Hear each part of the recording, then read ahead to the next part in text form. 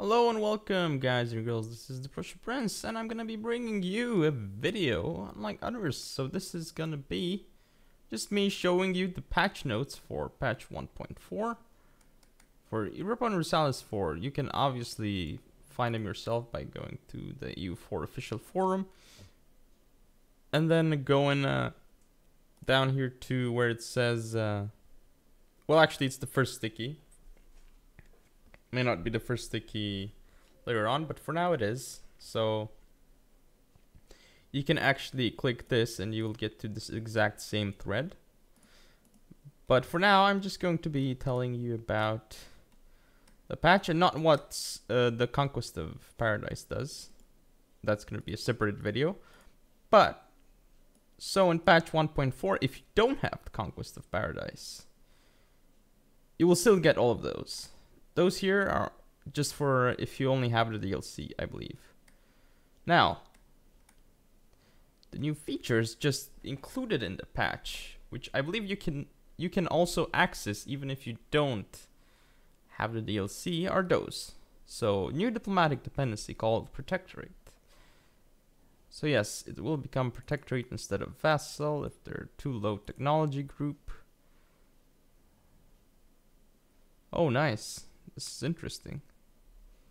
Oh, this is very important, it seems like. Them becoming independent might be annoying. And let's see, what's next? Climate overhaul. Map mode showing climate zones in different climates now have more specific effects.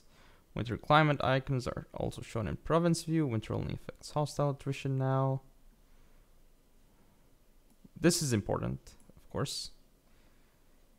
And climate now has an impact on colonization. I would assume this would be important too. Succession wars are no longer automatic. It's also interesting. And oh, tariffs they're pretty much gone already. So as you can see from here, now it's different. You can read the effects here. Liberty desire. Oh, nice.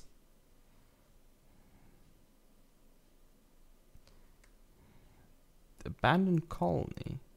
Oh, this is also interesting. Maybe you don't want some specific colonies, like how I didn't want some in my specific what was it? I think it was Castile campaign. I didn't want some of my African colonies, but I couldn't sell them to anybody, so I still kept them.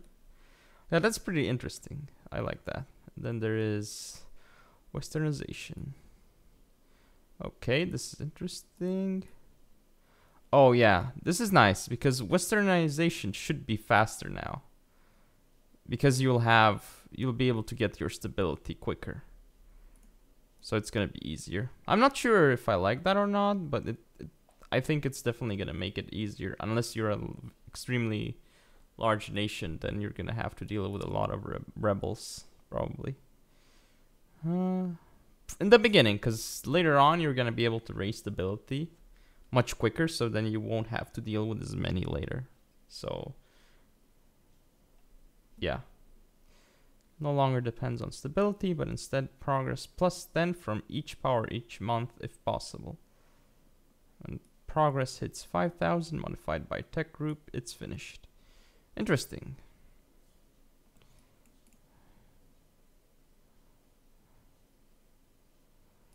Modified by tech group. So I suppose this means if you're closer to Latin, for example, you're probably gonna be much better off. Like you're gonna need to progress much less to get to a westernized nation. And let us see. Yes, bad effect or give up 4 months progress. Because now that since westernization has changed, now obviously they can no longer have the old effect. What else? Let's see. Yeah, no rebels can turn you back to non-westernized, I suppose. That's alright, I suppose. New achievements, alright. 4 new map modes. Climate, trade goods, winter, and federations. Should be interesting. Wow, this is nice. I want to check that out. New loading screen, and alright.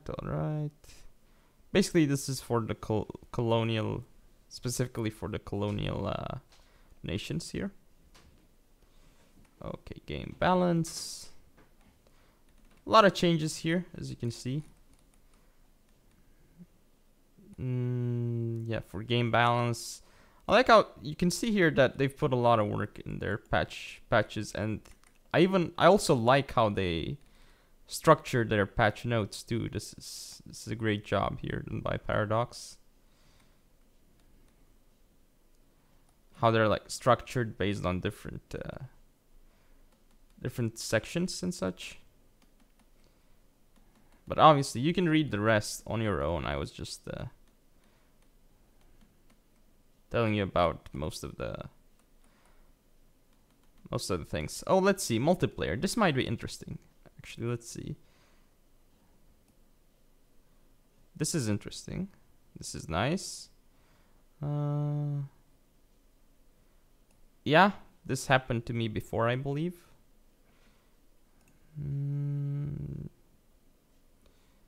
All these look good here.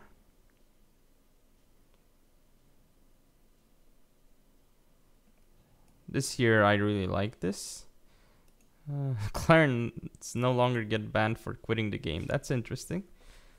Let's see. This isn't good.